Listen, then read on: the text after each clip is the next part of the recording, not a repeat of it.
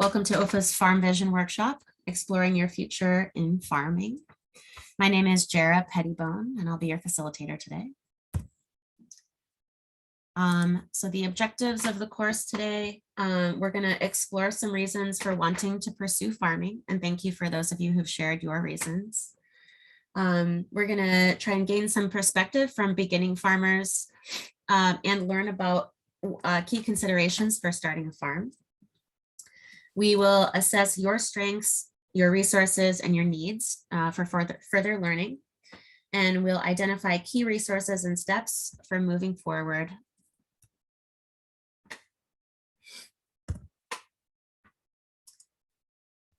So I hope all of you have access to your participant packet. You can either use a hard copy of that, or you can use it inside of Google, your Google Drive folder. Let me know if you guys need the link to that Google Drive folder if you didn't receive it. I can put it in the chat. I encourage you to have your camera on when we have our breakout sessions and when we have our panelists. We have 2 panelists joining us today. If you want to keep your cameras off at any point, any other point, that's totally fine. Totally understand.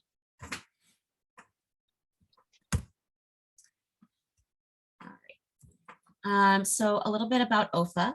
We are a nonprofit organization that has 2 separate sides. One of them is an organic certifier, and the other one is an agricultural education policy and outreach organization.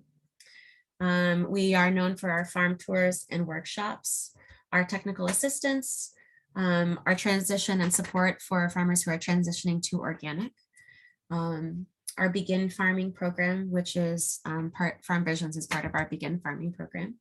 And recently we've been working with the the Agricultural Justice Project. And we will be offering a new agricultural justice certification here in the next year or so. We also have our annual conference, which is every February, and it is the largest ag conference in the Midwest. My name is Jara Pettibone. I am a game bird and rabbit farmer in Columbus, and my pronouns are she or he. You can use whatever works for you.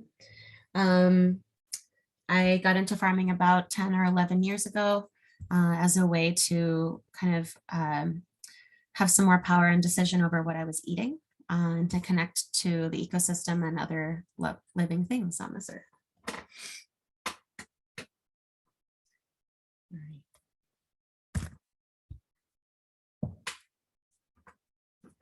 All right, so we are going to take a few minutes. The first exercise, we are going to do a little grounding exercise, and then we're going to imagine what your farm dream or your farm, vision looks like.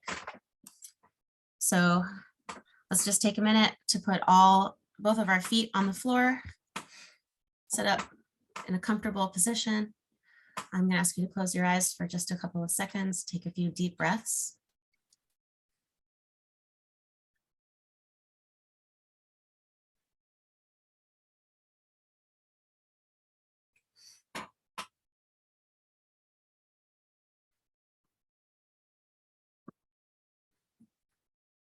Feel your feet on the ground. Observe some of the sounds around you. Focus on your breathing. When you're ready, you can open your eyes.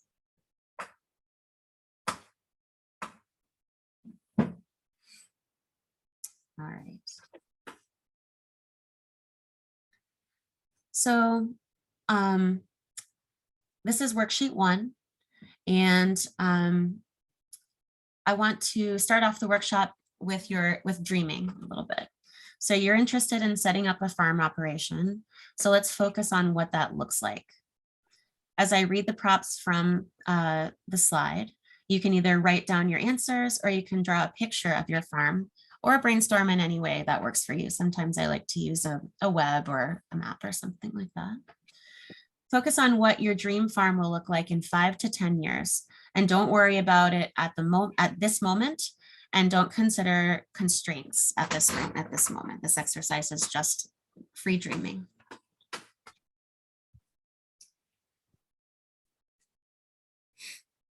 All right, so what's the size and the location of your dream farm? And what does the geography look like? Do you have a lot of forest? Do you have a lot of bottomland to raise crops on? Is this a pasture? Is this, you know, is this full of bodies of water for you to farm in? What will you produce on your farm? Try and be as specific as you can, but general ideas are totally fine as well. Who will you grow for? And who would you like to feed? Think about houses, barns, greenhouses, fences, and any other infrastructure that you may need on your farm. Think about storage, processing, cold storage. Will you have employees? Who will work with you? Who will live on the farm with you? And what is their relationship to you and to your farm? What kind of water source, fertility, and compost will you use? How will you send and transport your product? How much time will you dedicate to working the farm? And what does a good, healthy work-life balance look like for you? How will you gain the knowledge that you need to make this farm a reality? Who are you connected to in your community that can support you? And what would a visitor's experience of your farm be like if they came? I'm going to give you guys about 10 minutes to think about this and write down all of your ideas.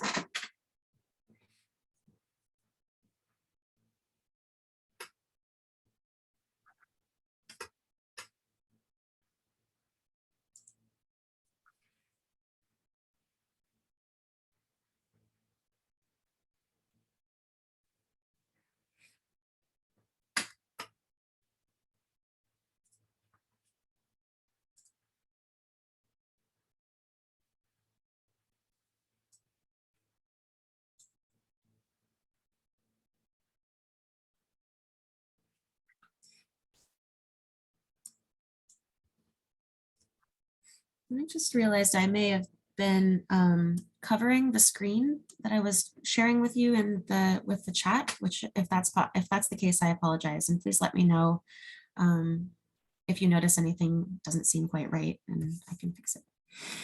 I hope you're seeing now what you need to see.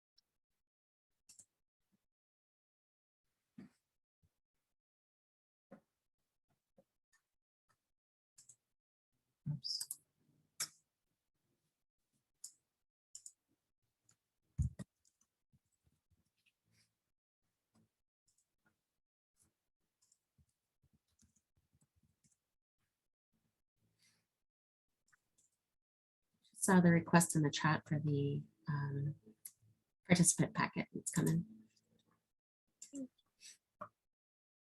Sometimes the chat is a little bit hard for me to keep an eye on while I'm teaching, so I apologize.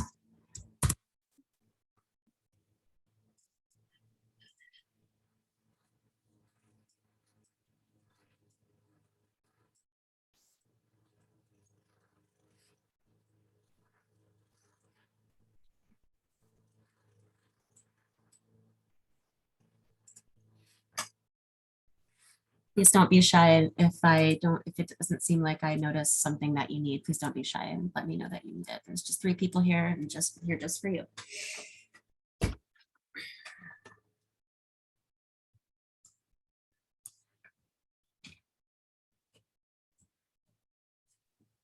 Sarah, can you tell me what staff animals are? Yeah, can you repeat your question? I didn't quite hear you. Pete is asked whether draft animals, are you using draft animals? Not really sure what that is. Oh, draft animals would be like animals that would pull a plow or some kind of farm implement. Okay, thank you. Mhm.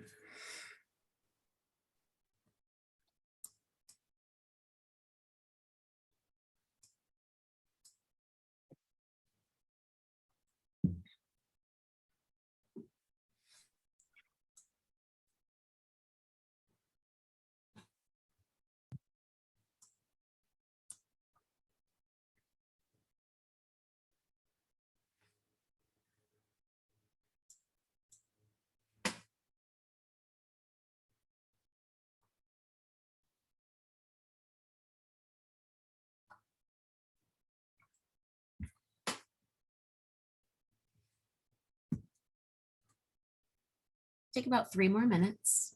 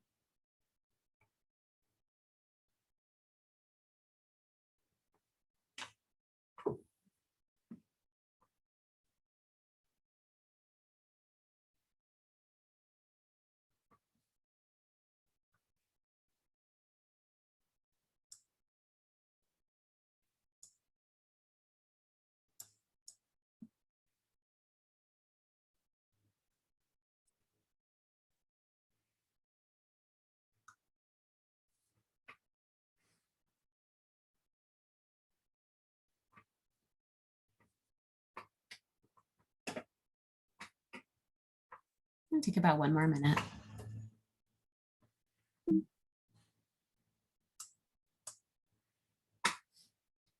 You may at some point feel like the worksheets are taking you a little bit longer than you've got within the workshop. I will try to go, at the pace that works for everyone. But if that is the case, you can always go back, and work on them later.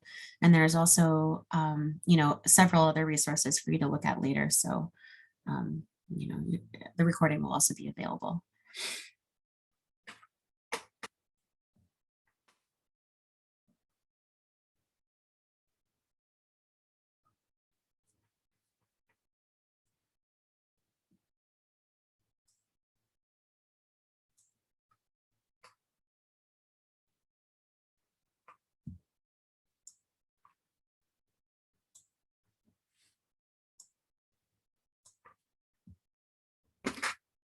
All right, let's come back from our farm dreaming. And some of you shared, we're going to talk now about your motivations for wanting to farm. So there are so many motivations for why people want to farm. You know, we want to consider various factors that influence our thoughts on wanting to farm. And you guys have shared some in the chat, so thank you. I'm just going to go ahead and read these real quick.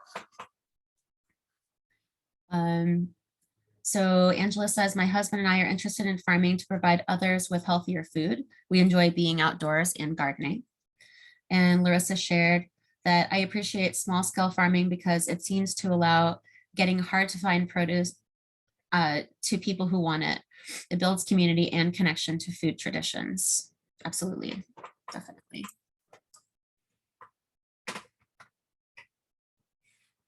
Okay, I'm gonna go on.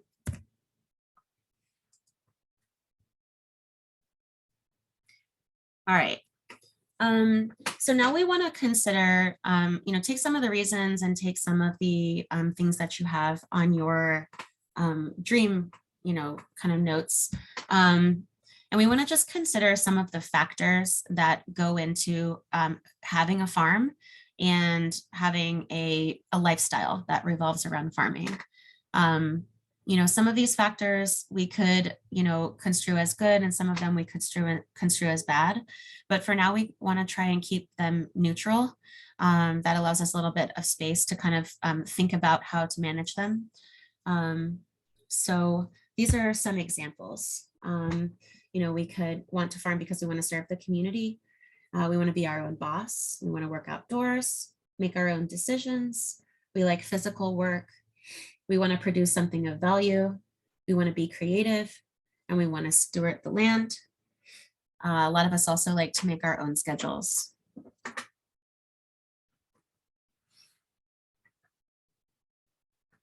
Okay. So we can look at these as both risks and rewards depending on our situation.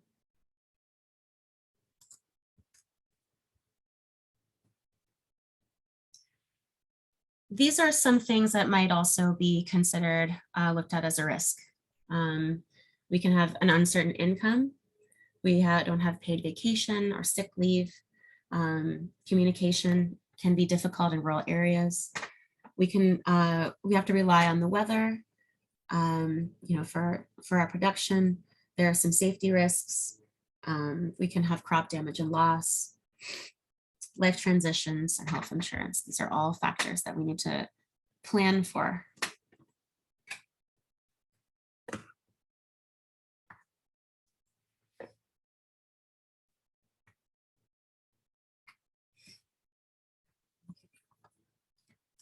So go ahead and take a look at worksheet number 2. This will give you some space to put in some of those factors as either risks or rewards, and kind of consider some ways that we can work with them. So it's important to consider the rewards and risks of being your own boss. And this is a great way to strategize in advance to solve problems and issues. These will be different for each person depending on how you interact with them. So spend about 10 minutes or so working on the back side of this worksheet. The front side has some examples. As you consider your own factors that influence your decision to farm, the risks and rewards associated with each, and a potential strategy you have for managing the risks. We're gonna take about 10 minutes. Let me know if you have any questions during this time.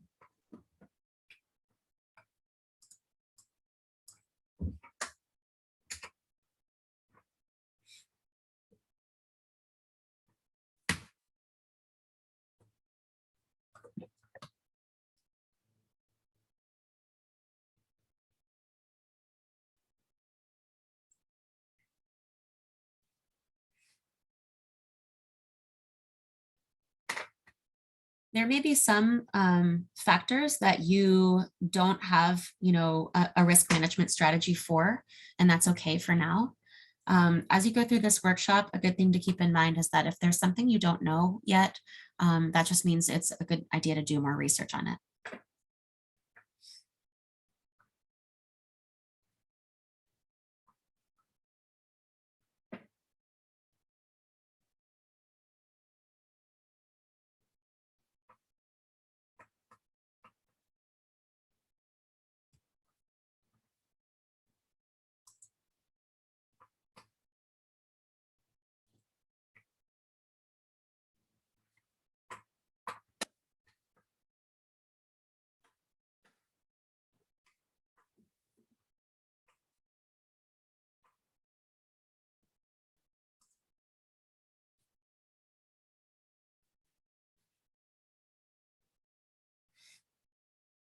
This worksheet has a lot of space, so work on the first things that come to your mind. You can always go back later and add things.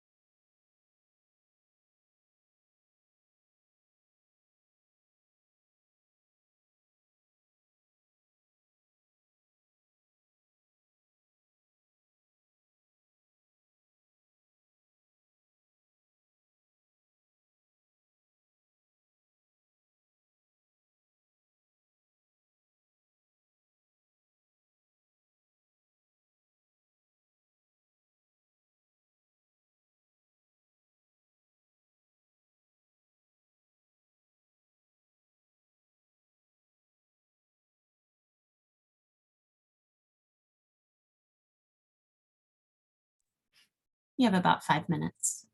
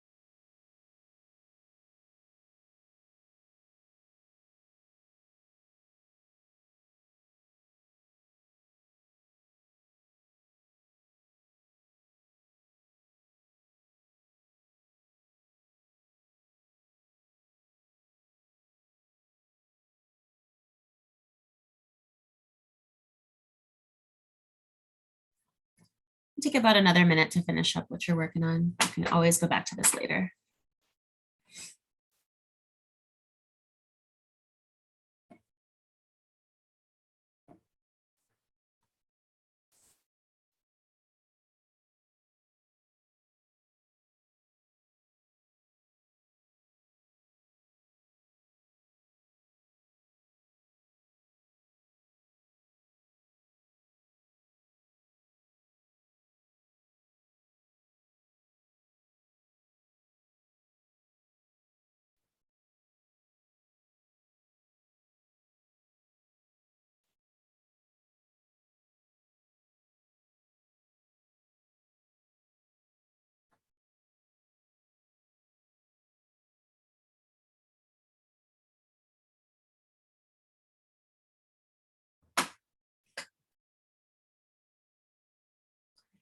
Okay, come back to the group and I'm gonna actually put you guys into a breakout room, have a little bit of discussion. So the breakout room prompts are to introduce yourself, share a little bit about your farm vision, and what were some things that you learned in rewards and risks? Which rewards and which risks are kind of on your mind right now? So I think one breakout room is going to be good because there's just 3 of you. So if you guys could go ahead and turn your cameras back on, that would be great so that everybody can see who they're talking to. And I'm going to go ahead and just make a breakout room for you, and I'll see you in 10 minutes.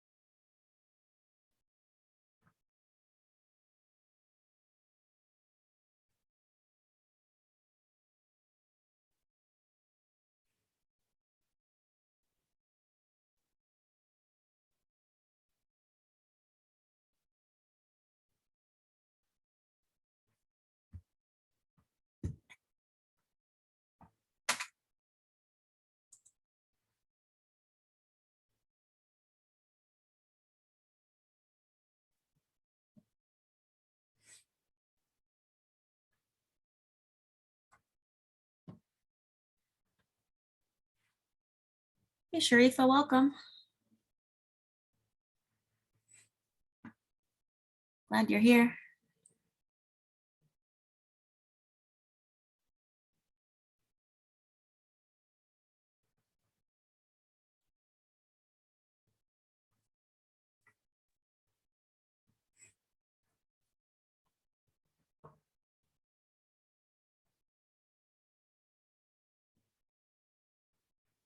Hi, can you hear me? Yeah, I can hear you. Okay, for some reason it says I can't start my video. I don't know why I can't start my video. We'll see. You have plenty of time. Oh, We have 5 more minutes for this breakout room and then a 5-minute break. So oh okay, cool you're good. beans. Yep. All right, thank you. Yep.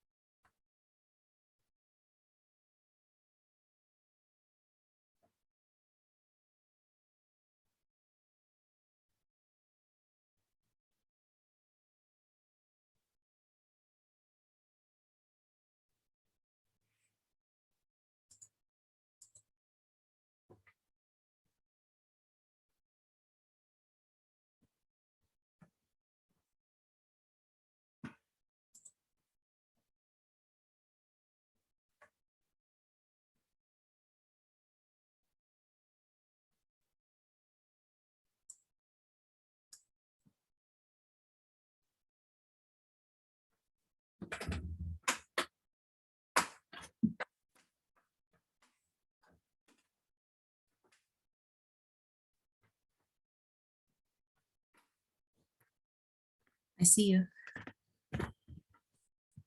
Good. I think I had my camera on too. I was checking to see what my background looked like. Make sure it wasn't too bad. That's good. I just blur mine. Yeah. Yeah.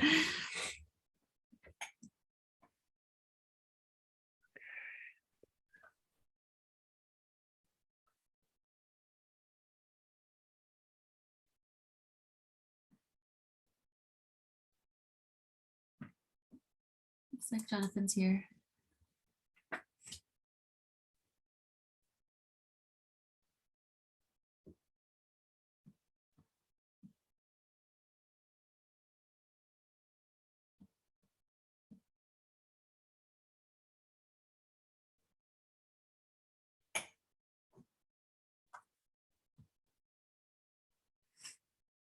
Hello.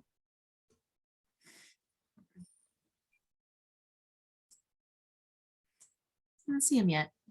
Do you? I don't see him. I just see his picture. Oh, okay. No, I don't see his picture. No, I see it. He's coming in. Hey, Okay, cool. you Hey, all hear me? Jonathan. Yes. Hey, how's it going? Good. How are All you? right. Is the camera working right now? I see you. Okay, Yep. Welcome. thanks. I'm going to bring everybody back from their breakout room now, and then we're going to have a 5-minute break, and then we'll start. Cool. Cool. It's good to see you again, Sharifa. You too. Nice to see you too. I forgot I didn't have my microphone on. No, it's good. I just was thinking about the last time. I was like, Yeah. oh, I get to get partnered with her again. This is great. Yeah, that's how I felt. Mutual admiration for real. Mhm. So that's good. All right, bringing everybody back.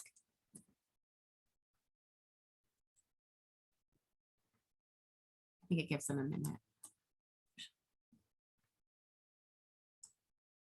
How many people are in this class? Just 3. Oh, wow. Yeah. And they're a quiet group, so feel free to engage them in any way you want. Okay. Sounds like a plan. Yeah.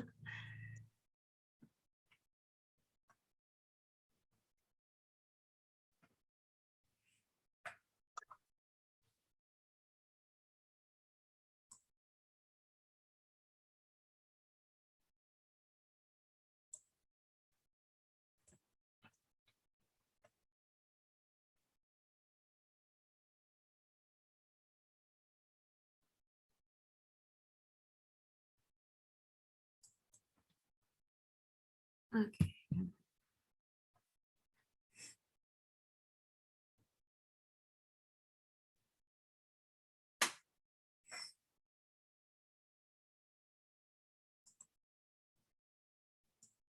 All right. Welcome back, everybody. Hope you had some good conversations in your breakout rooms. We are going to go ahead and take about a 5-minute break. You'll see some new people in our workshop now. These are our panelists, and I'll introduce them when you come back. Let's start about, it's 1:52, so we'll start at 1:57.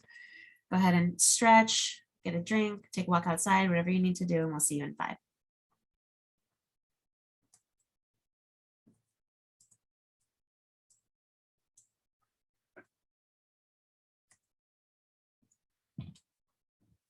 How are your seasons going, guys?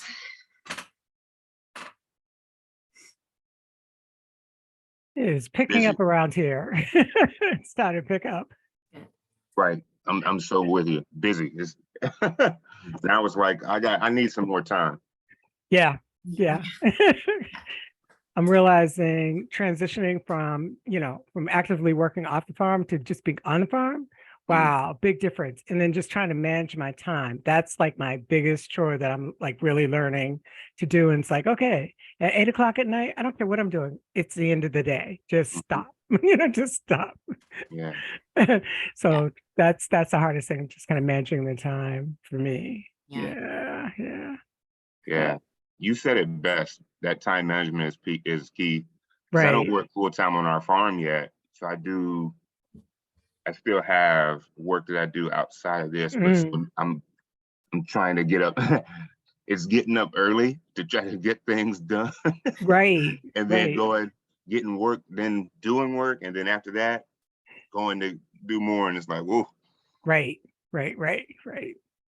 See, when I was working before, I worked night shift. So it was easy for me to come home and do my chores, the day stuff for the chickens and all that other stuff, and then go to bed, So now I'm like, wait a second, I have to get up. And then what time is that?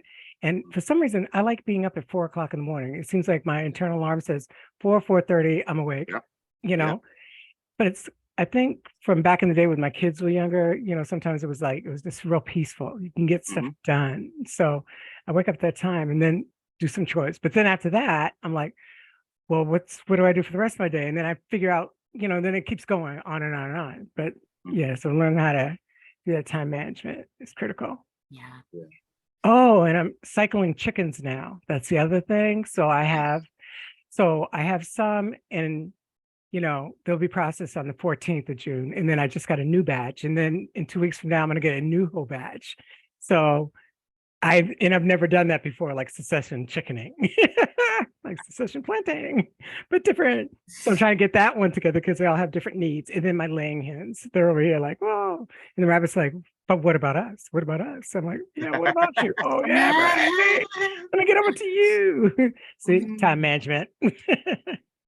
Rabbits are so quiet and undemanding, though, That's the problem. Yeah. Slip under the radar for a while. Yeah. Chickens are not like that, in my Yeah. experience. No. Especially meat chickens. They're just like, hey, here we are. We see you. We're ready for our food. Let's go. And he's like, I have like 275 of them now rushing me, like, Wow. hey, you know. So we're doing Raising for Ohio Can this year. So it's a Nice. bigger deal for me. Yeah, yeah. I'm really enjoying that opportunity. Are you doing a chicken tractor sort of situation? No, so we start them off in different areas for the brooding, and then we put them out right on the pasture. And then I have electric fence go run them because they're like slow.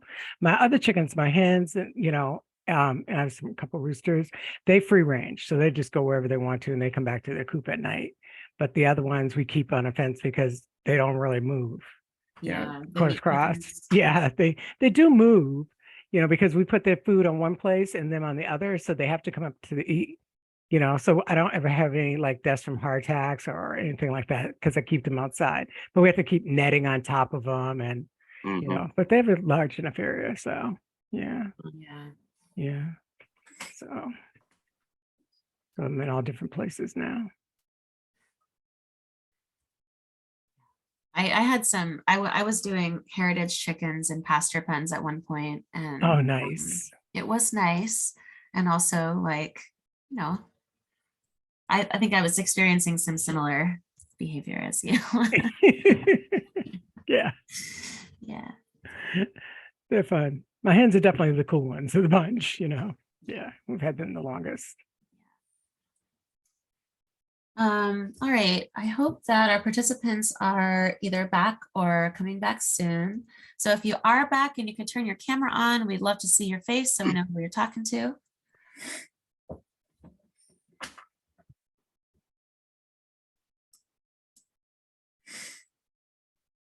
Hello. Hello.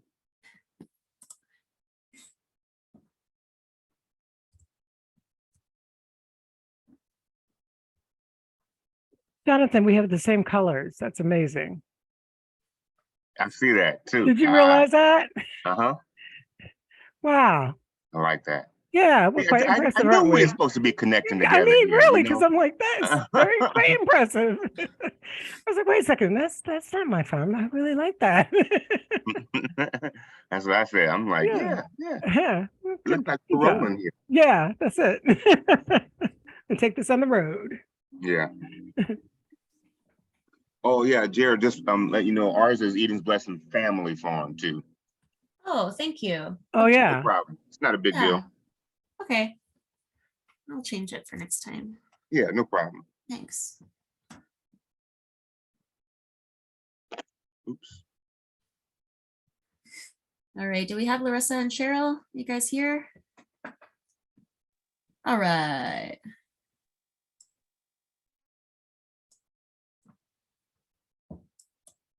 All right. Well, welcome back. We are going to have our farmer panel now. So today our panel is Jonathan Greer from Eden's Blessing Family Farm and Sharifa Tomlinson from Arrow Rock Farm and Urban Sanctuary. Hello.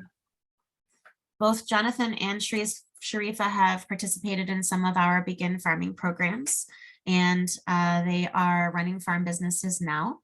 And they have also paneled together before.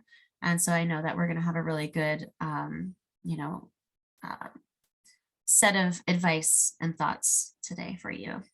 I have a few questions for them that I'm going to ask and let them give their answers.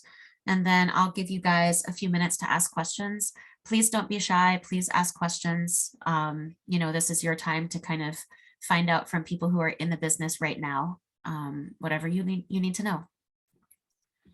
All right, so Sharifa and Jonathan, did you guys map out your vision, your values, or your goals as part of starting your farm business? Yes, we did. Yeah, I would say the same thing.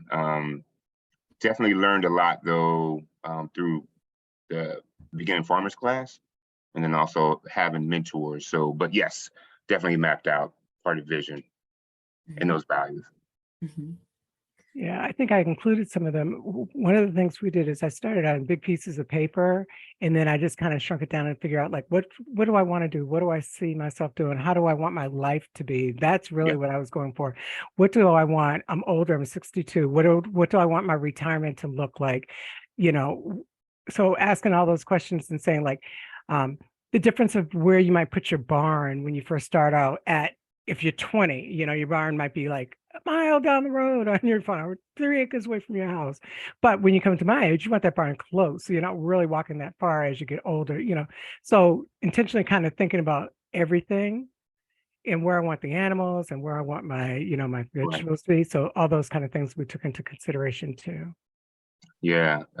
Sharif brings up a real good point. So like part of our vision when we first started, so like we thought about what's the purpose statement, like what is our Oh, purpose, right? mhm. So we're a nonprofit farm, so we're a little different. We do need to, you know, produce and sell our products, our market from our market garden and some of the value-added products that we make. But our concept really, it came from a community garden that we started up some years ago. So like our purpose was like we're small family north farm. We're from Northeast Ohio in an urban area. Now we're in a rural and Appalachia community, and it's really about just expanding that that idea of this community garden, this whole regenerative permaculture design, building, like placemaking, connecting with the community, so in that way they can Mhm. also learn how to self-sustain, you know, produce their own food, make their own energy, things like that. So that's kind of our concept. But so it was a expansion from previously when we did a community garden some years ago. Mhm. Jonathan, I like how you pointed out that your goals and visions, you included some sort of ethical principles that were guiding, sort of guides to you, and also some more concrete goals that were sort of tangible, you know. Yeah, That's really helpful. Yeah, thank you. yeah. All right, how do your well, you've touched on this a lot, but how do your values and goals help to shape the decisions that you make on the farm now that you are operating your farm? Yeah, I guess I'll jump in, then I'll go with Mhm. my colleague Sharif because she's got a lot, and I like to learn from her. Um, so like our goals and values, like they're one and the same, because we look at the land as an extension of us. So like we're really big on appreciation, respect, and honor to the land.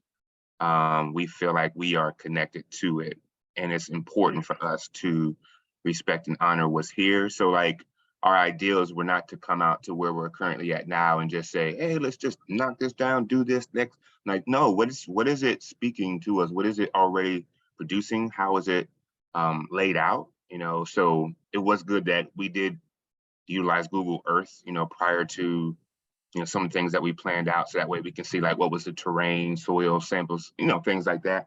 But the whole idea is like, hey, how do we expand the capacity of what's already here and who we are as connected to that? So when there's areas where it's more acidic in the soil, we're not trying, it's going to take a while to, you know, amend that soil, or we just plant blueberries, right? So it's like, how do we respect and honor what's already there and then build upon that? And so that's kind of what the concept of what we want to teach to others that will end up coming out to our farm. Mhm. Mhm. Right. Did you put my vision statement in their packet? I did, yes. Oh, okay. So they can see all that. Mhm. Okay. I was just wondering about that. Mhm. But basically the same thing. We started with a blank slate here. We're a little bit back. We're a 12-acre urban farm and a cooperative located in Riverside, Ohio. We're 12 acres, and we started in 2017. We didn't start moving on to this farm until 2020 of July. So what we are is we're a BIPOC, which is Black Indigenous People of Color, cooperative. So there's quite a few of us, and we do different things on our farm. Like we do poultry and we have produce and that type of thing. We're a small urban market farm. So some of the challenges we faced here was, although we're 12 acres, which seems like pretty big for an urban farm, we're in the middle of a city that has a lot of different restrictions and stuff like that. So we had to really carefully think when we bought this land, there was nothing on it, what we were going to do first. So to hook up our water, just to get water onto it, because there's no pond or anything, that would have cost us like $30,000. So we were able to dig a well that was more inexpensive. However, try to find a person that will dig a well in an urban area. So some of the problems we faced as an urban farming, and not even problems, challenges, and having to think through stuff, was just being in an urban area. So the septic was the same thing. We had to run our septic. These are things in a rural area. You just could ask, Joe Smo down the street, hey, by the way, can you drill me a well real quick? A couple grand, whatever, no big deal. Here, you have to find people that can do that kind of skill, bring them into the city, and then the city has to give you permit, for everything. Yeah. So we had to go really, really slow, and just trying to figure our way without, either spending money foolishly or, putting in stuff that we could not get a permit for or whatever. So some of the things we can't do here that you can do in a rural area. So those are the big challenges we had to face. And I know that's not really part of my vision statement, but since you have a copy of my vision statement, I just wanted to say like some of the different challenges we face in the urban setting doing farming. That's about it for now. Yeah, absolutely. And I know that was all. That's yeah. the point. Yeah, could I land back on the back of that, Jara? Because she brought up a significant point. Understanding your area, like your territory, is going to dictate a lot of what you can and can't do, or how you got to move. So we're out in a rural and Appalachian community, so there's different challenges, right? Yeah. Some of those challenges that's coming out here is like, we don't know anybody. And so we have to find where is the resource, right? Like what is acceptable, there's no restrictions here. At the same time, with no restrictions, you still have to find out, okay, is there codes for this? Who do you go to when you want to find out, like, we had to, water is the next thing. So we're doing rainwater collection. Like, we're going to have to do that because we didn't have a pond, like Sharifa said. The septic was here. So that's just so good, but now, we got to dig a leach field, because that is probably not the capacity that we needed. So there's so many other pieces that we have to learn. But it's so important, just like Sharifa said, to know your territory and find out what you can and can't do. Who do you go to? And start building those partnerships. I think that's something that sometimes gets lost. It's important to build partnerships. So like we became OEFFA members after the farm class, and then we're also rural action members. Why? Because there's resources, right? And we need that so that we can stay plugged in. Yep. Thank you. Yeah. What is one thing that you wished you knew before you started that you now know? I'll be quick then. I'm not really like a woulda, coulda, shoulda person. Like, I always kind of believe like what is supposed to be, and what am I supposed to learn from it? That being said, you don't know what you don't know. So, there's like, we had just raw land. So I have carpentry skills. So I had to build a house, right? And, build a couple at this point. And, prepping the area, prepping the land. I use Google Earth Pro for some pieces, but I wish I would have had it like at the purchase time, because then I could have made some decisions as to where I wanted to make some placements. But like I said, I'm not really like woulda, coulda, shoulda, like whatever it is, I'm supposed to learn from it. But learning from it is actually what you got to do. Like, don't just have something happen and then just, well, I'll just keep going. Things become urgent when they're not important, when you don't handle them when they're important. And so I learned that, like, handle stuff when they're important so they don't become urgent. Yeah. That was a really good point. I like that. Yeah. I think you said everything. So my thing would be, besides everything you said, was to where to buy supplies. I know that sounds so minor, but so my next project are pigs and goats. But before I get pigs and goats, what do I need? So that's what you have to keep on. You have to backtrack. I look at the structure of my barn. Well, our barn was actually built for an airplane. So it was an airplane hangar, weirdly. But So we need to put stalls in, we need to put electricity, we need to run water in. So that's even before I can get a pig. And then where do I get those things? How do I put those in there? Is there a way of doing that? Who do I know? Do I know somebody? Am I going to have to pay somebody? Can we do it ourselves? Can I find a YouTube video? That stuff. Then, oh, I want a pig. But before that pig, in that infrastructure stuff, I have to find a vet because there's no point of having a pig if I can't find a vet because I don't know what to do with a pig. I've never even had a pig before. So I have to think about that. Then after thinking about the veterinarian thing, oh, am I raising this pig for pork? Well, now I need a processor, and how am I going to do that? Oh, do I have a trailer to promote that pig to the processor? Oh, then I process my pig. I'm so happy about this. Oh, I got all this pork, blah, blah, blah, blah, blah. Where am I going to put it? Do I have a freezer? You see, so I didn't know that kind of thinking at the very beginning. And this is kind of thinking, I know you have to think from that very first thought.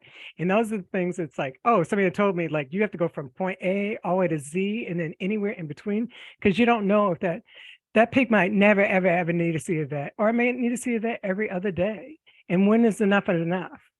That's the other thing. Like, when is enough veterinarian bills enough for your pig, before you go, okay. So all those kind of decisions are something that I never had to deal with before my other part of my life before. I kind of knew, or had guidance. And now it's to find that guidance. So that's why if you get a farm mentor, like my first mentor was through OEFFA, you get a mentor here, so you don't have to make the same mistakes that they made because they're really, really helpful. Even now I have farm mentors, like different types with different projects. You don't have the same one because that same person might not know everything about what you're doing, but you might have several. Like I know this summer I have at least 6 in different areas. And then I'm also mentoring other people behind me so that we can all help each other. And that's where you stay connected too. So you're not burnt out. You don't feel lonely or isolated. And you're talking to different people about different things. And also to get off the farm more. That was another thing people don't realize. If you don't have another job off farm, make sure you get off once a week. We're taking a Tai Chi course. It's free down at the waterfront in the river here in Dayton, 1 hour a week, but that gets us off enough to do something totally different. Watch the river water flowing by, not the mud of the farm. See, just to give you a balance. So those are the things that I wanted to share.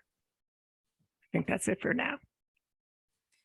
Yeah, these are all really good points. And I think they also kind of tie nicely in with our discussion around the risks and rewards of farming.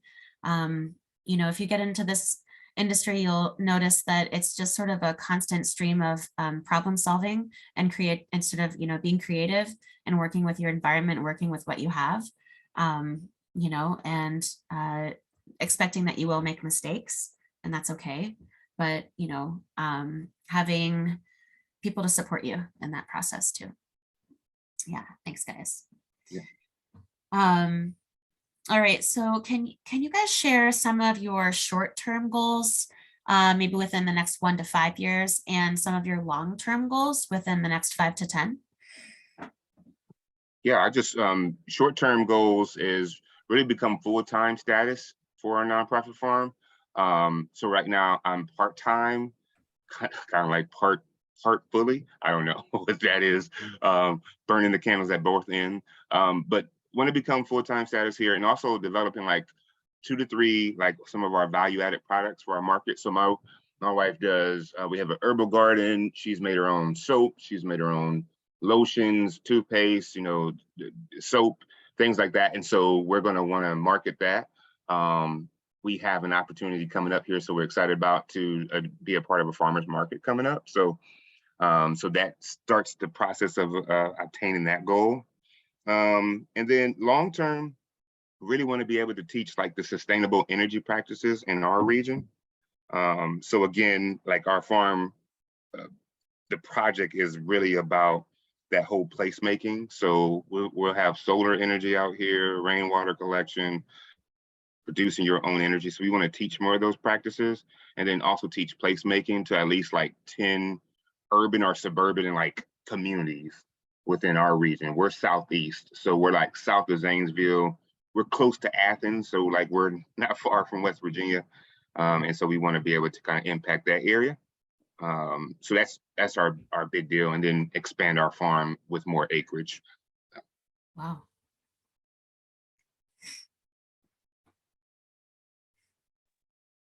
What we're doing now is this year, since it's the first year of me working here all the time, is really tightening up our business structure, making it like, so we just know where everything is coming from, where everything's going to, and just making sure it's just tight, all our legal structure, everything. We are restructuring our barn. So like I said before, and turning it into a barn so we can house these pigs and goats that we're going to be getting. Our biggest thing this summer is building our high tunnel. We were able to get a grant from EQIP. So we're going to be doing building a high tunnel for BIPOC people, just so you know that. That's a grant, and it's not a loan, and they give you the money up front. If you're a BIPOC person, you get the money up front. Black, Indigenous people, person of color, you get that money up front, and then you can go ahead and build your building. So you don't have to worry about having everything, about having the money. So it just helps to a little bit more. What else are we doing? In 5 years, I plan on retiring again and just being a board member and just growing enough food just for, my immediate household. In 10 years, I just basically want to be just kind of hanging out as a community member around this land, watching everybody just grow and develop. So those are my plans for the next 10 years. So. Awesome. You guys have so much cool stuff going on. Can you give them some advice on resources that were helpful for you, that helped you learn the skills you needed to, or provided you the support that you needed while you were getting started? Go ahead, Sharif. Oh, okay. OEFFA, of course. Yep. OSU, they have a small farm class that I took that one. Central State University has a couple of different programs. One is a beginning farmer program. The other one that I'm in is a USDA program 2501. And what they do is they pay for us to go to different conferences. They pay our admission, and they also give a travel allowance of $200 anywhere you go. And that's actually on Zoom calls too, which is really interesting. But Agraria, which closed, but was my regenerative farmer fellowship. So I went to a farmer fellowship there. And from there, we started a second year on our own, which that was a paid fellowship, which was really different. This year, we're doing it on our own because Agraria closed, unfortunately. FACT, which is fair and ethical treatment of animals. And that's where I had my other farm mentor through that. And I know it's not the right acronym, but it's called FACT. Conference calls, Zoom calls, meetings. Right now I'm growing for the food banks in my area. So that's Dayton area food banks. And that's through Ohio Can. And they actually pay fair and equitable wages to farmers. So anybody that wants to grow any kind of produce, just call Ohio Can and they can show you how to do that. USDA and EQIP. I think that's all of them, my fellowship. Yeah. And then just my friends and my mentors. Yeah. Sharif is spot on. I'm going to probably repeat some of those pieces, but I would say target what, if you have your vision and your mission set and you know what you want to accomplish, target organizations or farms that are doing that. So then that way you can create those relationships and start to collaborate with them and learn from them and, get mentored by them, ultimately, I don't feel like we're in competitive spaces. It's just like there's so much opportunity to learn from people that are already in that particular business. Because again, the reality is you don't know what you don't know. And so if you have those mentors, then you actually, because that's social capital. So you kind of jump past where people are starting. So you don't have to course correct. So places like the office, like NRCS, like I got an EQIP application grant too, and it's cost share, so, but the reality is it was the second time I applied, and because I had a mentor, I was able to know like, hey, this is what you asked for, because the reality is they can't tell you what to ask for, right? Which is interesting to say the least, but that's another topic of conversation. But so the NRCS, they're here to help through an EQIP application, but if you don't know what to ask for and how much, you're just going to only get what you quote unquote ask for. So like we're getting a high tunnel this year, but because we didn't get the application last year, because I just applied just for a high tunnel, because that's all I knew. When I found out that I could get one for every year, I was like, I want two. And they were like, okay. I'm like, I need fencing, I need And I just started rattling off like this, because I talked to a mentor, and mentor was like, hey, Equip can get you this, asking for all. And when they came out to the land, like this, and all they said was, okay, we can do that. And so it's out there, but again, if you don't know, ultimately you'll be course correcting, and that's, it's just hard for BIPOC farmers too, because we're already behind. And that's just a different philosophy. Like, we don't get the same access and opportunities. So it's almost like a catch-up game.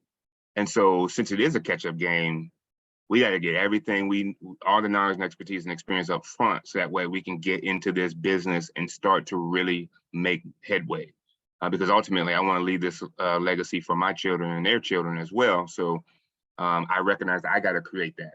And so, yeah, look at those opportunities. Central State's been helpful to me. Ohio State, we're farm stress certified from Ohio State University, which is all about like health and wellness and like suicide prevention. So I teach classes about that in rural communities where, stigma around health, mental health is huge.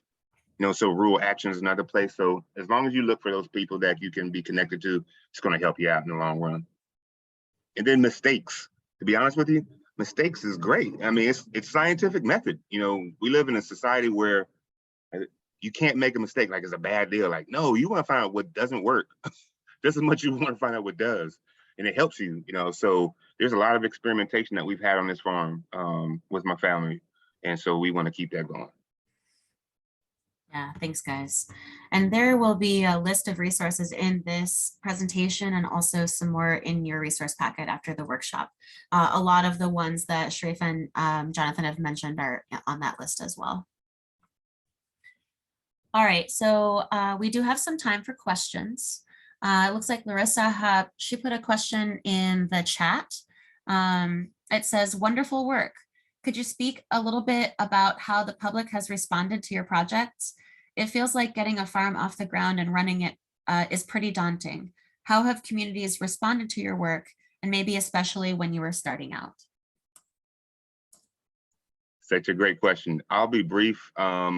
We've been on our farm now for a year and a few months.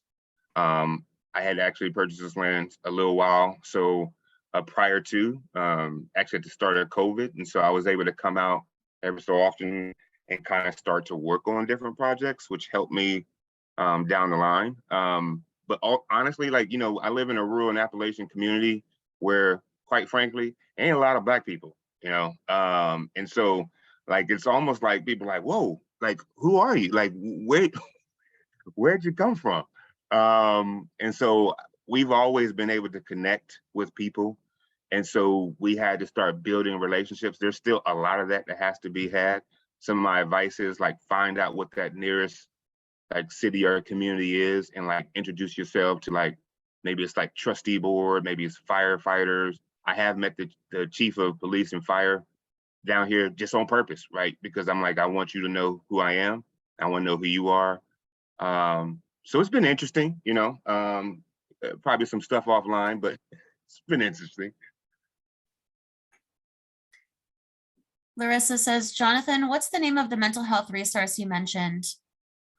Suicide prevention resources and linking to farming. Yeah, you can become farm stress certified, and that's the Ohio State University.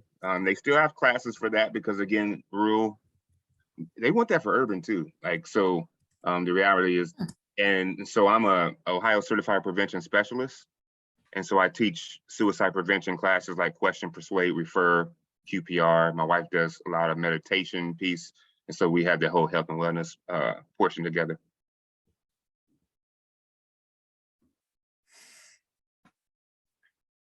All right. What other questions do you guys have? This is Carol. I am typing too slow to ask. I'm interested in finding out, when you made the decision to start a farm, how did you decide where to buy, and also what financial resources did you use in order to make the purchase? Thank you. Okay. I'll start. I wanted to stay in an area that I could see other people that looked like me. So I started out looking around Dayton. We put some money down on like 100 acres that was going up for like taxes and stuff, but then those people got it together and they paid off the taxes, so we couldn't do that. We were on a whim, and then we came over to Riverside, and this happened to be here, this 12 acres, which were advertised as 4 acres. So nobody knew it was so many. And when we got on here, we were like, oh, well, this is a better price than what we found before. So that's how we did it. How we paid for it is that I owned a house. My husband and I, we haven't been married that long, 11 years now. So I owned a house in Dayton, and we had the condo in Heber Heights. We lived in Dayton. So we sold that house that I already owned and was paid for, and bought this land, and then started this house here. So we had a little extra leverage. But remember, what a lot of people don't think of when you see me is that I'm 62. So we had my house was already paid off. I wasn't doing the 20-year-old struggle. And that's a big difference. And because I know that, and what we decided on is that, and I didn't mention before, we have 12 acres. 2 of those acres and our house are going to our family. We have 3 daughters. We believe in generational wealth, so they'll get that. The other 10 acres, we're leaving in a trust for our BIPOC co-op, so people can always live here in tiny houses, farm in this community, do whatever they need to do, so that it's always open. Because I'm in an area, and I think I enclosed the map of my area. If you can look on one side, all you can see is houses. It's a big housing area. So, and there's a little bit of green space that's beyond mine. So that's, so that's why we wanted to be able to keep this space green with the trees and everything else. So that's why, we're not expending too much more, because we also practice agroforestry. So we're growing the trees for different things as well. So that's how we decided to pick this land. That's how we were financed on this land. And what we do now, because of the age thing, and I know I throw that in a lot, but it's really kind of relevant. Because of the age thing, our farm has to be, it all has to be self-sufficient. We can't come from our retirement money to put into the farm. So we're able to do that now. And that's like something that it's taken us a while to get to that point, that we're not like taking money from our retirement, because that was something that my husband was like, we can do whatever you want, just not that, because what was the point? So anyway, so that's what we're doing it. So the same struggles are there now, because we're still looking for I could buy a hose, or I can use my rainwater, I could do this, or I could do that, so we're not pulling money out of different areas, and it is starting to be self-sustaining. I think that's about it with that. Yeah.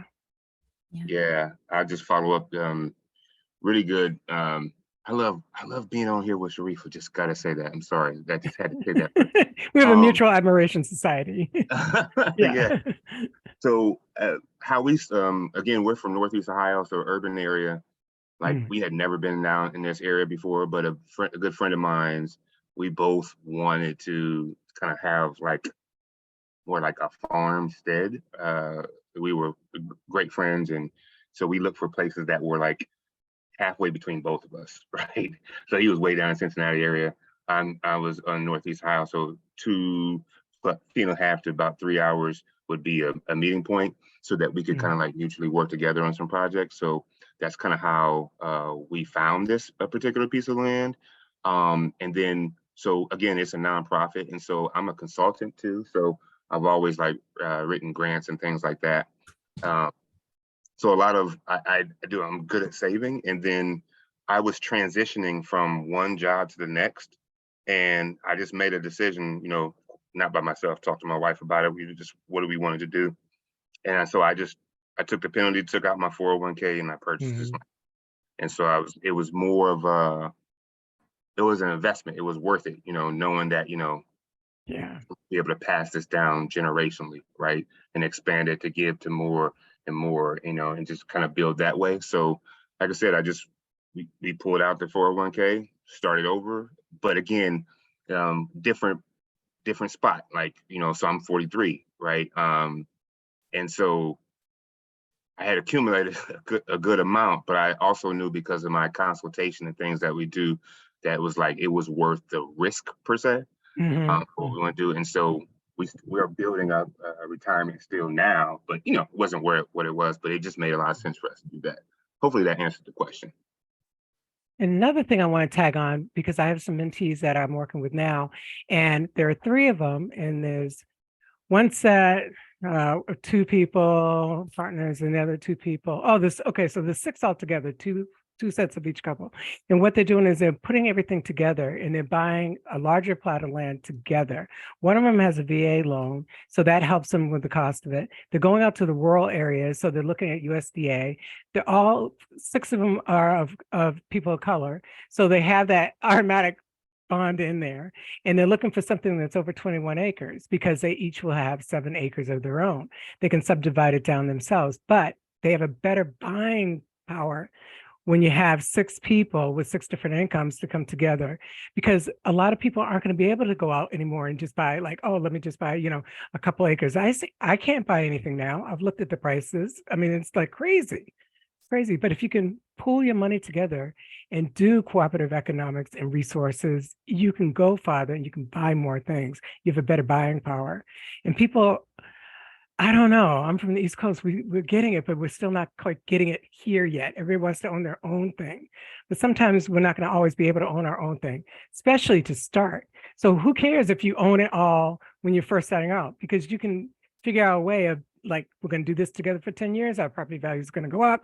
10 years, we can stay together still, or we can divide up. Better to stay together, but you might want to divide up. So that's where you want to go and start looking to get more resources if you're thinking like you can't do this by yourself. But I've also been in the DC area where people are farming little small farms on their balconies, and you can see them raising all kinds of stuff. So you can do this anywhere, any way, as long as you want to do it. I have some of my vegetables growing in old bed frames, the bed, not the mattresses, the box springs, the springs, because they're automatically in rows. I grow lettuce in there because it's already nice and plowed in rows, and it's perfect. And you just add, some soil to it and you're done. So people can do that way. So that's what we teach here on this farm. It's not only the standard, like, here's growing the grounds, here's your rows, here's your crops, but also how to get creative. So we're growing in different mediums so people can learn how to grow all different ways besides just one way of growing. So that's why we're a demonstration farm as well. Okay. And check out your county's land banks too, because oftentimes there's property out there that a lot of different organizations or investors get for dirt cheap. And if you can bring like your collective buying power together, like Sharifa was sharing, you can really find some great pieces of land that you can own for less to next to nothing. Right. Right. And don't cry if you don't get it. Don't cry until you're on the land celebrating the first night you've signed the papers, because otherwise you don't get your hopes up on one piece of land that you do not own yet. Because I've done that and I've cried over it. And it's very hard. So don't do that. Just say it. It's not good for your mental health. In the interest of time, we need to move on, but Jonathan and Sharifa both gave us a little bit more information about their operation, and I think it probably has their contact information in it. It's in your participant folder. So, and also if you have more questions about land access, or, I think looks like Larissa had some questions about programs for BIPOC farmers, you can always reach out to me. We have a pretty robust land access program at OEFFA. We're always happy to help you and guide you in the right direction. Yeah. All right. Do you guys have any like last minute, I guess, sort of finishing up comments that you want to make real quick before we move on to the next section? Thanks again. Do well and grow well. So that's it. I like that. I like that. And don't be afraid to start. Just start small. Start wherever you're at. Just start. That's the thing. Most people don't be afraid. Just start. Yeah. Thank you so much, Sharifa and Jonathan. You guys are awesome. We appreciate you so much. You're welcome. And you're welcome to stay. You're welcome to go, whatever you like to do today. And we're going to keep going with our next steps in worksheet number 3. Okay, I'm leaving. I'm going to go pick some strawberries. So bye-bye. Awesome. Bye, guys. Have a great day. All right, guys. Okay, so let's go ahead and look at worksheet number 3. This is, what do you want to produce? Okay. So on this worksheet, we want to start by writing down a list of the things that you dream about producing on your farm, whether they're products or services, and think about what you want to grow and why. Is it growing something relevant to you? Is there a market for this product in your area? Do you want to specialize in a particular type of vegetable or type of animal breed, or something value added? What are you looking to make? Some examples could include eggs, meat chickens, culinary herbs, jams and preserves, pastured hogs, dairy cattle, heritage chickens. And some services could include custom hire hay, building hoop houses, summer camps, bed and breakfast, garden installations. List all of your ideas, no matter whether they seem crazy or reasonable. Just go ahead and list all the ones that you've got.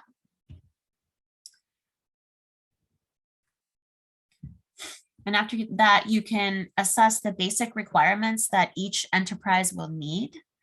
Can you do this alone, or do you need to hire people? Or do you need to learn a specialized skill or hire someone with a specialized skill? What resources are required for the upkeep of that product? And what infrastructure might you need, whether it's a processor, a canner, storage, freezers. This goes back to what Sharifa was saying about trying to kind of plan for all of these steps of the production of whatever you're going to produce. And you may not know all the steps now, and that's okay. This is a decision-making tool. So there's no wrong or right answer. And if you don't know the answer to any of this stuff, it just means it's a good idea to do more research to find out.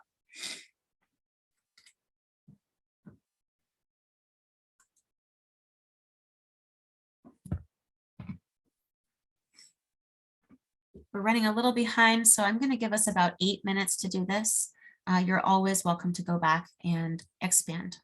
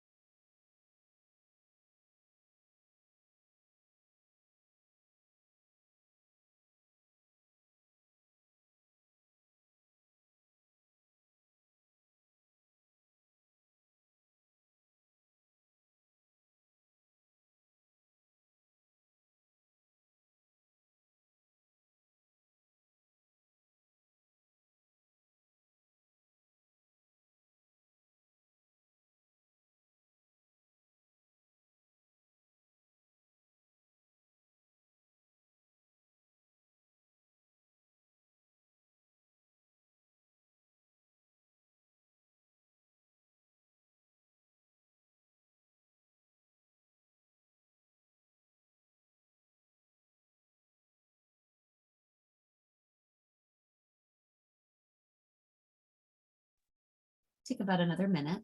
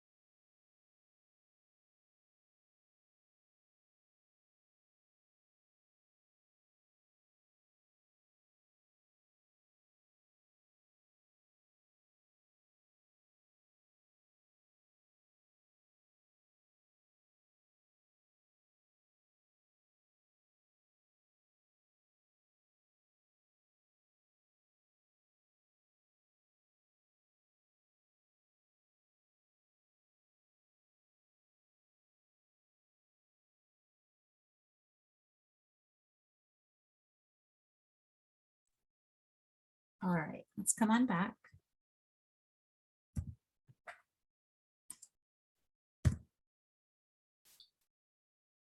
So as you sort of solidify some of the things that you would like to produce, and as you think about what resources you need to do that, one of the things you want to keep in mind is that you want to have a diverse range of products because this is a really great way to manage risk. As we know, there's all kinds of factors that can interrupt our plans for when we produce something. So having a few different things that we produce all at the same time can really help, just in case one aspect of that, doesn't go wrong, then you're not, completely out if something goes wrong. For this, you can't have 5 enterprises with high labor resources and skills without risk. So you want to think about how to have a diversity of enterprises. And you also want to think about how to pace those. You don't want to start all of your enterprises in the same year. You want to kind of plan to scale up on those. So for this example, I'm using some of my own products and services. So I started as a meat producer with game birds and rabbits and eggs, quail eggs. And then as I, kind of scaled up, I also started to rent out a mobile poultry processing unit. And this was something that not only did I use on my own farm to process, but it was also good because the labor was low when I was renting it to others. All I needed to do was help them hook it up and they could use it themselves. I also, at one point, started using the incubator that I had to hatch chicks.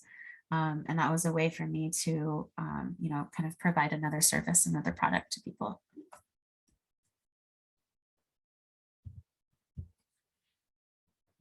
And we all know that farmers need many skills. We need market awareness, we need good customer service skills, decision-making, creativity and innovation, problem solving.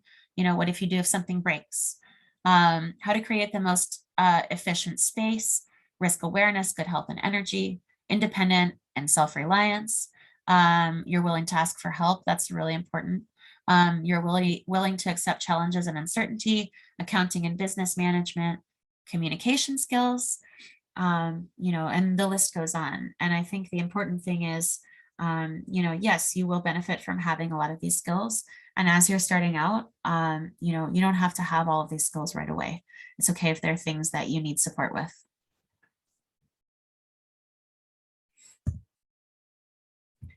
And one of the ways that you can get support is by,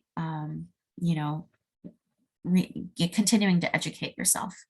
And so if you can pull out worksheet number 4, we are going to kind of practice assessing what production skills you already have or what resources you already have. And you can consider these things as you work through worksheet number 4. You're not expected, nor is it realistic that you have every single skill set. Whether you want to run your farm business alone or with a team, nobody can do anything on their own. We are interdependent. This highlights the importance of building farmer networks and community to find ways to learn and share skill sets with others. So on this worksheet, you're going to rate your passion and skills.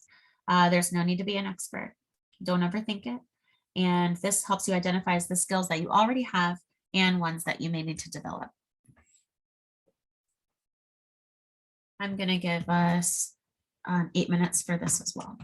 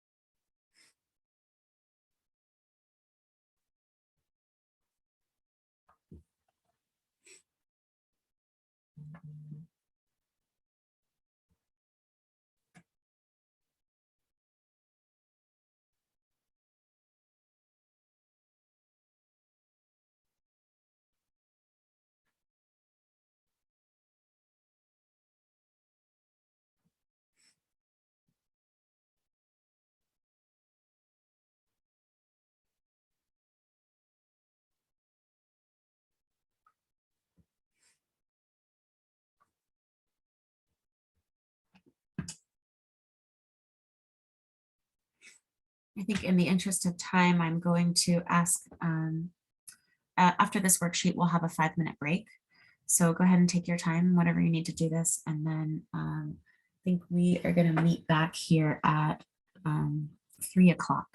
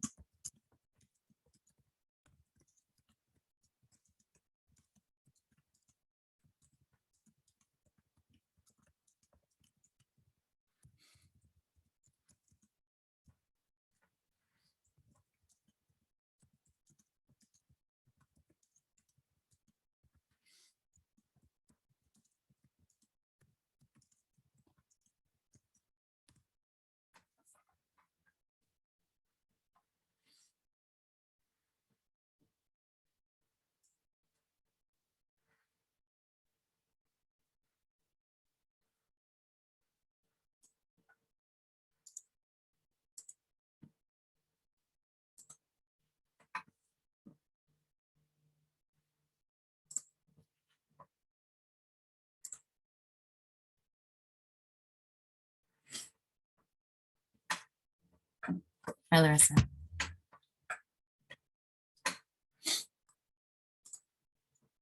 Thank you.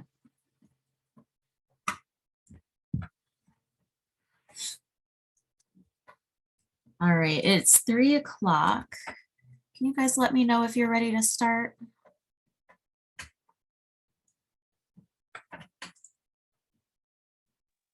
I'm good. Yep, I'm ready. Awesome, thanks. All right. So now we're going to talk a little bit about your sort of the components of what makes a successful business. So, we've got this farm business recipe for success. You've got three equal portions: marketing, business, and production. So I think what we're really kind of trying to illustrate here is, that it can be easy to dream about the production of farming, but successful farmers also have the marketing and financial planning pieces down, or at least they understand them well enough to know what tasks they can handle and what tasks they should outsource to someone else. So knowing your strengths and your weaknesses is super important to, have the best success.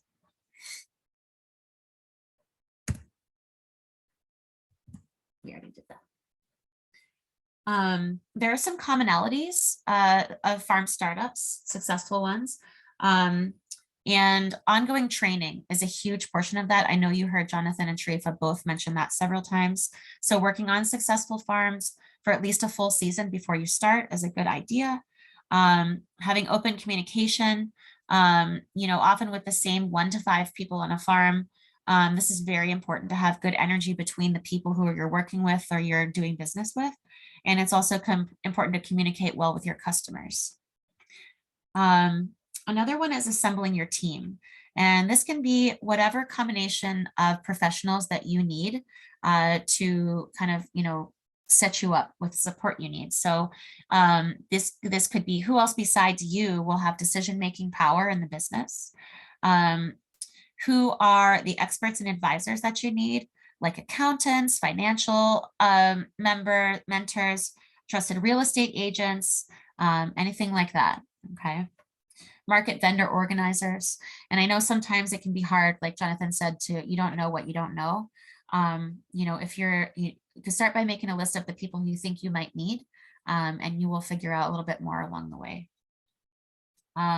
It's so easy to see yourself as a tradesperson and not a business person. But ultimately, if you want to be financially sound, you need to understand how the finances impact the business overall. Take business courses, talk to someone who understands the things that you don't. And another thing I think that the panel also touched on is that farming is isolating work, and finding peers and a network that you feel comfortable working with is really, really important. That can be either, local people or people that, aren't local to you, but whatever type of support you need. You also want to have a farm business plan. So a farm business plan can look many ways, but it is a clear and well-written document that guides your plan for production and marketing. And it's something you can take to lenders and lessors. It should be flexible and revisited annually. And there is a business plan template in your resource pack if you want to take a look at it. Some helpful elements of a business plan are your vision and your mission statement, who you are and details about your history of experience, who your customers are going to be, the products you will produce, and it also should describe how you will do that, describes the land stewardship, the management, and any conservation practice use. I know Sharifa mentioned the EQIP grant. That is a grant that does provide a lot of infrastructure, and it also has a conservation element to it. So that may be helpful for you in getting funding. And then how you plan to market. So what are your market outlets? How will people find out what you're selling? And how will you get your product to them?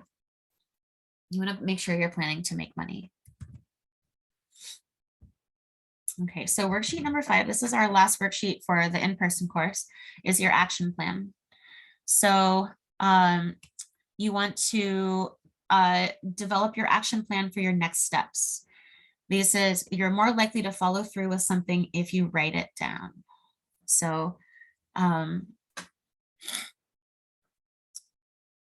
this is assessing what production skills you bring to the operation. The first page now, what do you want to do in the next 3 to 6 months? Spend about 10 minutes filling out this worksheet. And we may need to go over time a little bit if that's okay. And if not, guys, please let me know and I will make it quick for you.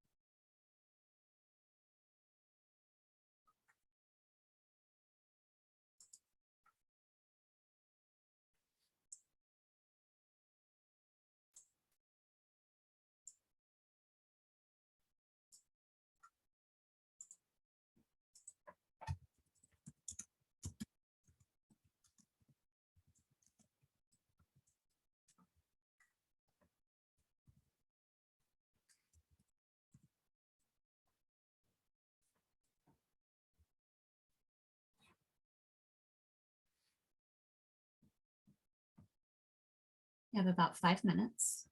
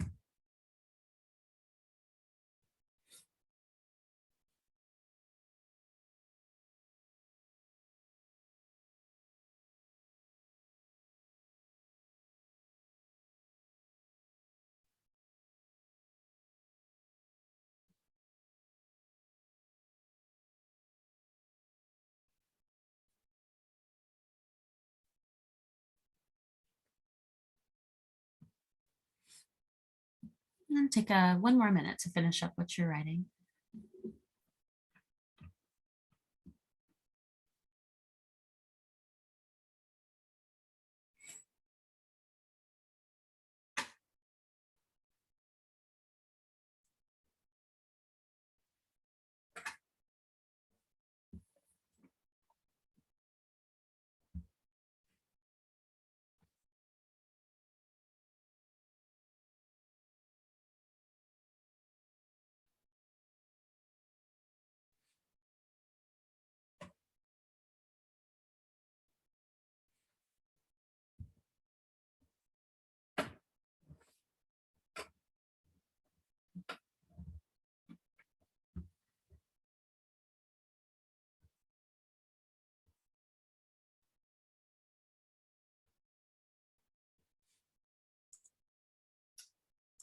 All right. So after completing your action plan worksheet, we're going to go ahead and have a little bit of a breakout room. I think we're going to do 8 minutes for this one. So some topics to discuss are, what are you learning about yourself and your needs as a farmer? What are some of the ideas and action steps that you identified in your plan? And what questions do you have? So I'm gonna go ahead and give you 8 minutes for that one.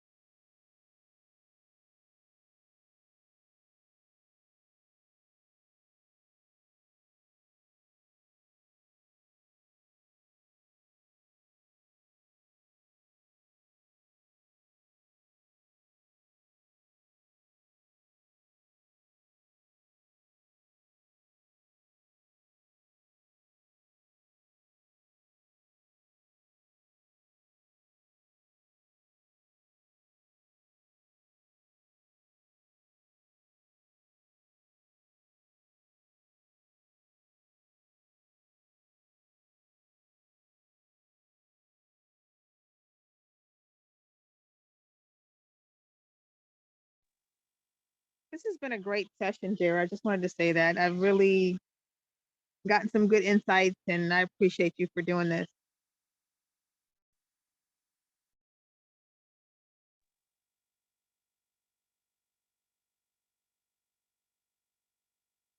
I cannot hear you for some reason.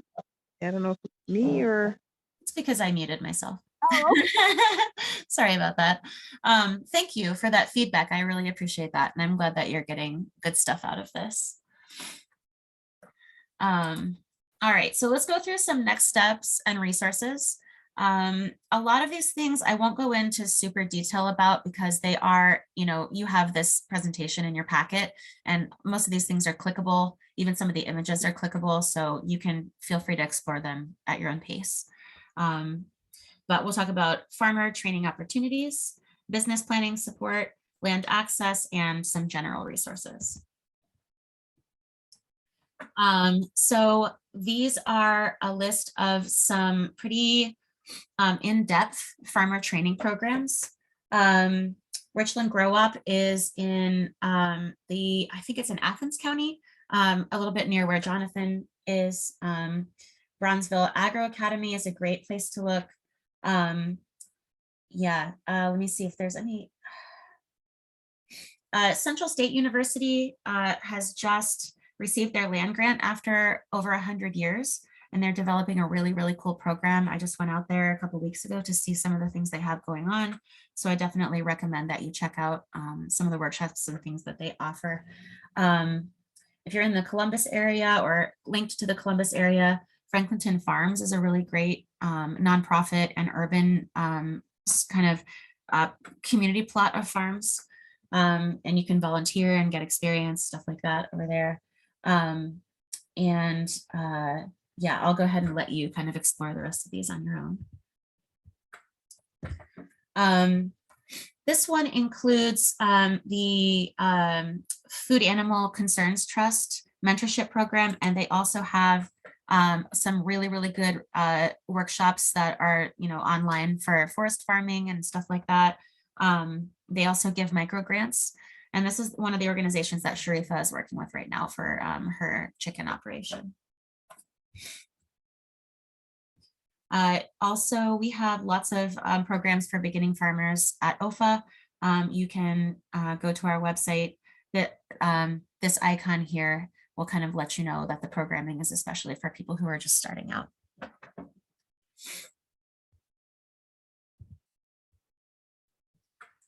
Business planning resources. This is also something that I think is super important.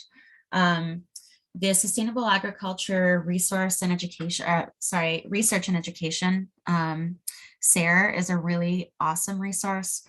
You can look at projects that other people have done.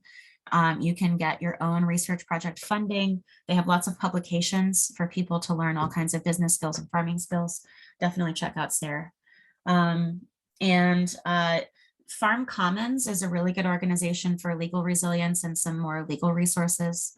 And we've got the Riddle Urban Agriculture and Youth Education. This is a BIPOC organization that works in their urban farmers. They have lots of resources for people just starting out. Land access is obviously a huge part of being a successful farmer. You have to have space to grow. So we have some land access opportunities coming up at OEFFA. You're always feel free to email me. That's one of the things that I help with pretty regularly. I would say Land for Good is also a really amazing resource for land access. Our website, OEFFA's website, Heartland Farm Link, is a place where landowners and land seekers post profiles and they can connect with each other. So if you're looking to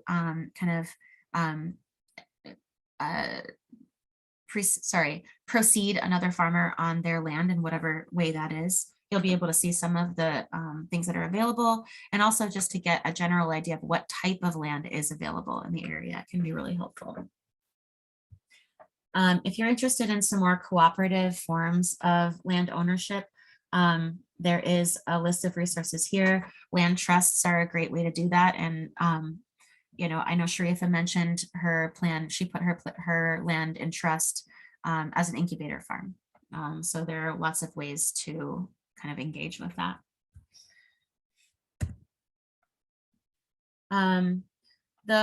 The more resources we get, this whole farm management is a SARE book publication. You can download it as a PDF. This is a really holistic view of all the components of farm business. You can get a really good idea, and they've got some worksheets in there too that you can use. There's always the Cornell Small Farm School online courses and OEFFA's seasonal farm jobs board. You can find opportunities to work on farms that are already operating to learn. We have a really cool set of farm tours coming up this summer that are going to be starting in just a couple of weeks. You can find all that information on our farm tours for this season on the OEFFA website as well. I'm really excited personally about the yak farm that we're going to be hosting. When it comes to land access, we always also want to kind of keep in mind, I guess, people who managed this land before we did. A really good way to find out the history of the land that you are farming on or that you may be farming on is this interactive map of Indigenous lands. It's actually a world map and it's incredibly fascinating. So you can find a lot of cool information about the land that you're on now with that. We also have in Ohio, we don't have any tribal governments in Ohio, but we do have the Native American Indian Center of Central Ohio, which is located in Columbus. And they have a land back campaign. And they have a food truck and they have lots of other programming. So if you're interested in engaging with the Native community, I'd recommend going to them. They're really great. After the workshop, I urge you to spend some time with the quality of life considerations worksheet. These are just reflection questions that kind of prompt you to think about how you want to live your life as a farmer. You can do that solo, you can do it in a community, full-time, whatever, feels good for you, feels right for you. And I would recommend that you don't skip this aspect. I have personally made this mistake. Farming is an enormous task, an enormous practice, and you don't want to burn yourself out. OEFFA also has a sustainable agriculture education helpline. I am sometimes answering that line. We also have 3 sustainable ag educators who can answer pretty much any questions you have. They'll answer on a lot of topics, soil health, production, organic certification, regulations. They can help advise you on grants and things like that. So, they can even, maybe you look at your tomato plant tomorrow and you go, oh my gosh, what's this, bug eating my tomato plant? They can help you with that. And that is free. So feel free to reach out anytime with that. Yeah. And so I think that kind of wraps it up. And we're just 3 minutes over the time. Does anybody have any questions before we go today? I heard you say this is the last live class. Maybe I misunderstood what you were saying. No, it's not the last live class. I think what I was saying was that there are more resources for you to work with after this live session is done. Oh, okay. Yeah, we'll continue to have lots of live classes. Yeah.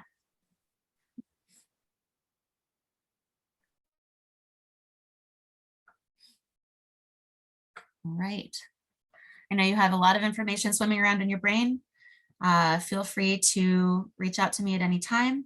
I hope you guys have a great weekend, and we'll be in touch soon. Thank you. Thank you. You're welcome. Thank you.